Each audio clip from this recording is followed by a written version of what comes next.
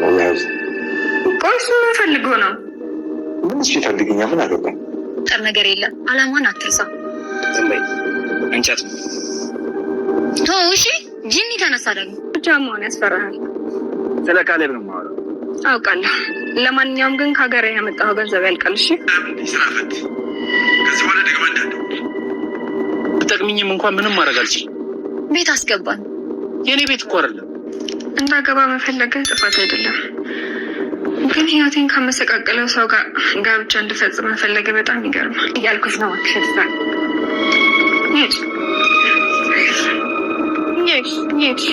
ትሁት ያንተ ሚስት ልጅ አላት።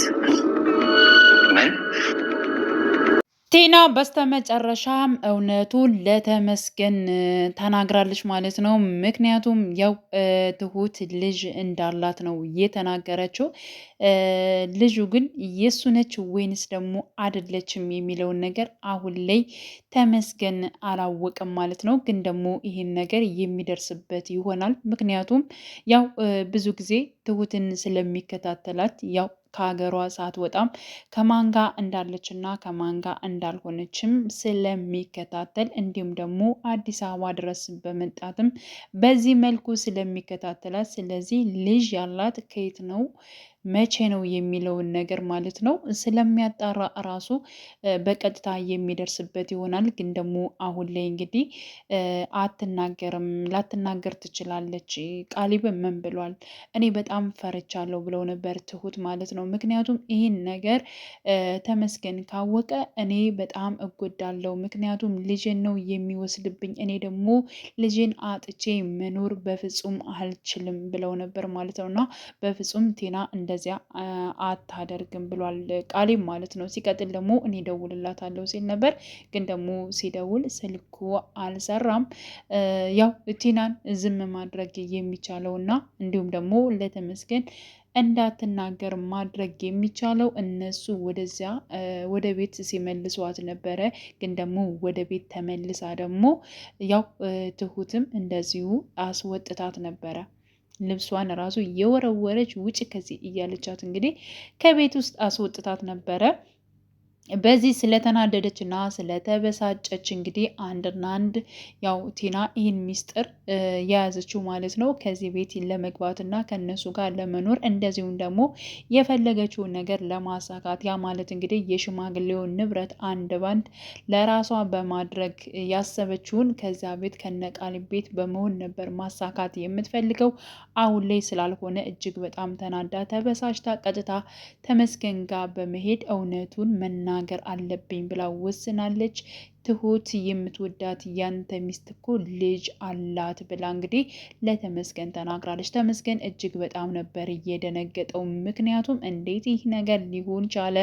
እንዴት ሊፈጠር ቻለ? በፍጹም ይህ ነገርማ እየዋሸሽ መሆን አለብሽ በማለት እንግዲህ አሁንም እሷን እጅግ በጣም እያፋጠጣት ይገኛል። እሷ ግን ሲያፋጥጣትና እንደዚህ ሲይዛት ያው እውነቱን ትናገራለች። ያ ማለት እንግዲህ ከዚህ በፊት ከሱ ልጅ እንዳላትና የሱ እንደሆነ ምክንያቱም እሱም ደግሞ እኔ በጣም ብዙ ነገሮችን እሷን እከታተላታለሁ፣ እኔ ማላቀው ምንም ነገር የትሁት ነገር የለም፣ ስለዚህ እንዴት ልጅን ያክል ነገር አላትኛለች? ይህ ነገር እኮ ዝም ብለሽ ሆን ብለሽ ያመጣሽው ነገር ነው እንጂ በፍጹም ብሎ እንግዲህ እሱም ይከራከራታል። እንደዚህ በሚከራከርበት ጊዜ እሷ ደግሞ እውነቱን የምትናገር ይሆናል ማለት ነው። ተመስገን ይህን ነገር ባይሰማና እውነቱን ባያቅ እጅግ በጣም ደስ ይል ነበር፣ ግን ደግሞ አሁን ላይ አልሆነም ማለት ነው።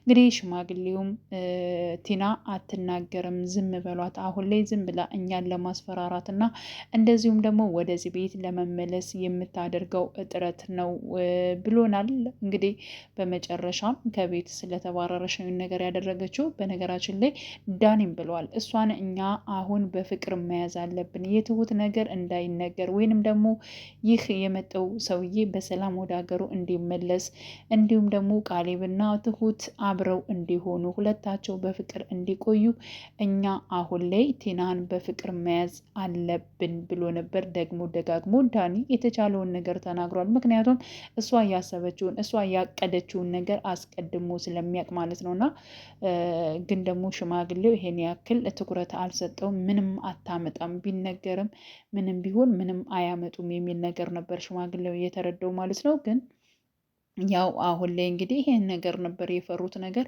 ይሄ ነገር ሆኗል ማለት ነው።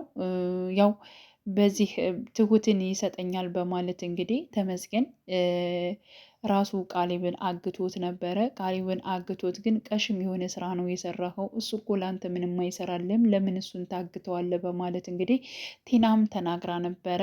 ስለዚህ ቃሊብ በታገተ ሰዓት ምንም ነገር አላል። ሽማግሌው ይብን ራሱ ፈልጎ አልሄደም። ትሁትም እንደዚሁ ማለት ነው። ያው ቢጨናነቁም ግን ደግሞ ሽማግሌው እና እንዲሁም ደግሞ ትሁት አውርተውበታል። ምክንያቱም እነሱ አሁን እኛን ለመያዝ ነው። ስለዚህ ታያቸው፣ ይለቁታል፣ ምንም አያደርጉትም። ተመስገን ደግሞ ይሄን ያክል ምንም የሚያደርግ ሰው አይደለም ብሎ አባባ እንግዲህ ሙሉ በሙሉ ሲናገር ነበረ። ግን ደግሞ ትሁት አባዬ አንተ አታውቀውም ማለት ነው፣ እሱ በጣም ክፉና ጨካኝ ሰው ነው። ስለዚህ ቃሊብን የሆነ ነገር እንዳያደርገው እፈራለሁ ብላ ነበረ። አይ ችግር የለውም ዝም ብለን እንጠብቅ ብሎ ነበር ማለት ነው። ሽማግሌው ጋር ደውሎበት ነበረ ራሱ ተመስገን ማለት ነው። እና ልጅ ከኔ ጋር ነው ያለው ሲለው የራስ ጉዳይ ነው ያለው፣ ስራ ፈት ነው ያለው ማለት ነው። እና ይህን ነገር ደግሞ ቃሊብ ሰምቷል። በነገራችን ላይ ቤተሰቦች ይህን እንኳን አይፈልጉህም ብሎታል።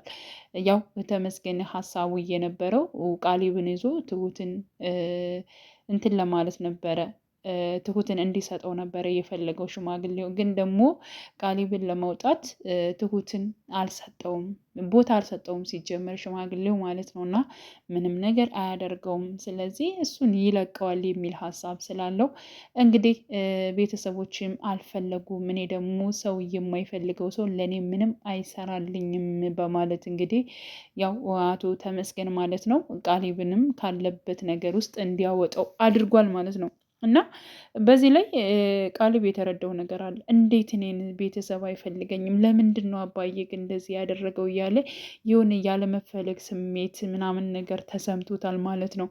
እና እነሱ ግን ሳይፈልጉት ወይንም ደግሞ አባባም ልጁን ሳይፈልግ ቀርቶ አይደለም። ግን እነሱ ቀሽም የሆነ ስራ እየሰሩ ስለሆን እኛም ቀሽም የሆነ ስራ መስራት የለብንም፣ በቃ በዚህ መልኩ ነው እነሱን መታገል ያለብን ብለው ስላሰቡ ነው እንጂ ሽማግሌው እንኳን ለልጁ ለቃሊብ አይደለም ለብዙዎች በጣም ብዙ ነገር ሲያደርግ እንግዲህ አይተናል። ለዳኒም ራሱ ብዙ ነገር ለሄደንም ለሁሉም በቃ ማለት ይቻላል ብዙዎች ማድረግ ይችል ነበረ። ግን ደግሞ በዚህ መልኩ እንደሱ ቀሽም የሆነ ስራ መስራት አልፈልግም፣ ይለቀዋል፣ ምንም አያደርገውም ብሎ ስለተማመነ እንጂ እውነት ልጁን ቃሊብን ማለት ነው ሳይፈልገው ቀርቶ አይደለም። ምንም ነገር ቢያጠፋ ልጁ እንኳን ማለት ነው ብዙ ነገሮችን ቃሊብ ነገሮችን እያበላሸበት ወይንም ደግሞ እያጠፋበት መጥቷል። ግን ደግሞ ልጅ ነው በቃ ምንም ቢሆን ምንም ማለት ነው። እና ሳይፈልገው ቀርቶ ሳይሆን በዚህ መልኩ ከነሱ ጋር መታገል ስለፈለገ ነው ዝም ያለው እንጂ ቃሊብን ሳይፈልገው ቀርቶ ወይንም ደግሞ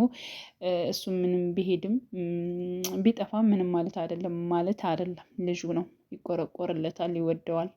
እና በዛ መልኩ ነው በቃ ከሱ ጋር መታገል ያለበት። እኔ ከወጣቶች ጋር እንደዚህ ያክል ሩጫ መሮጥም አልፈልግም ብሎ እንግዲህ በብልሃት ቀስ ብሎ ማለት ነው ልጁ እንዲመለስለት ሆኗል ማለት ነው። ከመጣ በኋላ ግን ቃሊብ ጸባዩ እጅግ በጣም ነው የተቀያየረው። ያለመፈለግ ስሜት ምናምን ነገር እንደዚሁም ደግሞ ለትሁት የሚናገራታት ቃላቶችም አሁንም እንደዚሁ ነው። ቃሊብ መቼ ነው የሚቀየረው? በቃ ስለ ሌሎች ስለ ራሱን መቼ ነው የሚያስበው? እኔ በጣም ነው የሚያናድደኝ አንዳንዴ ቃሊብ ማለት ነው። እና ትሁትንም የተናገራት ነገር አለ። ለምንድን ነው የልሽን አባት የማታገቢ? ሁለታችሁ ተጋብታችሁ ለምንድን ነው አብራችሁ የማትኖሩ? የሚል ነገር ነበር የተናገረው ማለት ነው። እና ትሁት እጅግ በጣም ነበር የተናደደችው። እንዴት እንደዚህ ላይ ካሰቃየ ህይወቴን ካበላሸው ከደፈረኝ ሰው ጋር እንዴት አብረሽው ኑሪ ትለኛል? እንዴት በዚህን ያክል ብላ ተናዳበታለች። እና ያው ቃሊብ ደግሞ ደጋግሞ ጥፋት እያጠፋ ነው ያለው ማለት ነው። ሽማግሌውንም ነግረዋለች። አባዬ እንደዚህ እኮ አለኝ፣ ቃሊብ እኮ በዚህ መልኩ እንደዚህ ተናገር፣ ለምን ተመስገን አግብተሽው አትኖሪ ምናምን ነገር ብሎ ተናገረኝ፣ እንዴት እንደዚህ ይለኛል ብላ እንዲህ ለሽማግሌው ተናግራለች። ያው ሽማግሌውም እጅግ በጣም ነበር እየገረመው ማለት ነው። እና ያው እንግዲህ አዲስ አይደለም በነገራችን ላይ የቃሊብ አስተሳሰብ ማለት ነው። እና ቃሊብ ወደ ራሱ መመለስ አለበት። ስለ ራሱ ብቻ ማሰብ አለበት። ትሁትንም በዚህ መልኩ መግፋት የለበትም። ለራሱ እንድትሆን ማድረግ አለበት፣ መጣር አለበት። የእሷ በቃ ልጅ መኖሩ ምናምን ነገር አላፍርበትም ብላለች። እኔ ስለ ልጅ መኖሩ እኮ ብቻ አይደለም ብዙ ነገሮች እኮ አሉ፣ ለምንድን ነው እንደዚህ የሚሆነው እያለ ቃሊብም ሲናገር ነበር። ስለዚህ ያለፈ ህይወቷ ነው። ስለዚህ ሳትፈልግ ደግሞ ከዚያ ሰው ጋር መኖር አትችልም። አንድ ሰው ያ ሰው ስለፈለገ ብቻ እሷ ካልፈለገች አልፈለገችም ነው ማለት ነው። እና የወደፊቷን ፍላጎቷንና ሁኔታዋን ወይንም ደግሞ ያላትን ነገር ስለ እሷ መረዳት መቻል አለበት ብዬ አስባለሁ ማለት ነው። ከዚህ ሀሳቡ ቃሊብ መውጣት አለበት። ቃሊብ እውነት ሽማግሌውን ቢያግዘውና እንዲሁም ደግሞ ነገሮቹን በሌላ ነገሮች ባያዞረው ማለት ነው እጅግ በጣም ሁኔታዎቹ መቀየር ይችሉ ነበረ ባይኔን። ግን ደግሞ አሁንም ቃሊብ እየተቀየረ አይደለም ማለት ነው። ቲና አሁንም ተንኮል ከመስራትም ወደ ኋላ አትልም። ዳኒና እንዲሁም ደግሞ ኤደንን በፍቅር እንዲቀጥሉ በፍጹም አትፈቅድላቸውም። በነገራችን ላይ በጣም ነው የምትበጠብጣቸው እና ሁለታቸው ከዚህ በላይ ወጥተው የራሳቸውን ህይወት ፍቅራቸውን መኖር አለባቸው ባይነኝ ዳኒና እንዲሁም ደግሞ ኤደን ማለት ነው። ምክንያቱም እሷ ከዚህ በፊትም ስትፎክር ነበር፣ በፍጹም ሁለታቸው አንድ ላይ እንዲሆኑ በፍጹም አልፈልግም። ቲና ያው የታወቀች በጣም ተንኮለኛ ነች። ስለ ራሷ ብቻ ነው እንጂ ስለ ሰው ምንም አይነት ነገር መጨነቅ አትፈልግም። እሷ እንዴት አድርጋ ገንዘብ ማግኘት አለባት፣ እንዴት አድርጋ እኔ መደሰት አለብኝ ምናምን እንጂ ስለ ሰው ቅንጣት ታክል ከራሷ ነፍስ ውጪ ቅንጣት ታክል ሰውም ወዳ አታውቅም። ዳኒን ወዳለው ምናምን ስትለው የነበረችው ውሸት ነው። ገንዘብ ከሌለህ እኔ ራሱ አልፈልግም ነው ያለችው፣ ያን ጊዜ የወረወረችው ማለት ነው። እና አንድና አንድ እሷ የምትወደው ገንዘብን ነው ማለት ነው። እና ቲና እጅግ በጣም አስቸጋሪና ተንኮለኛ ግለሰብ ነች። እንግዲህ ቀጣይ ምን ሊፈጠር ይችላል፣ ተመስገንስ ምን ሊወስን ይችላል የሚለውን ነገር እንግዲህ አብረን በጉጉት የምንጠብቀው ይሆናል። ውድ የቻናሌ ተከታታዮች ቤተሰቦቼ በያላችሁ በሰላማችሁ ይብዛልኝ።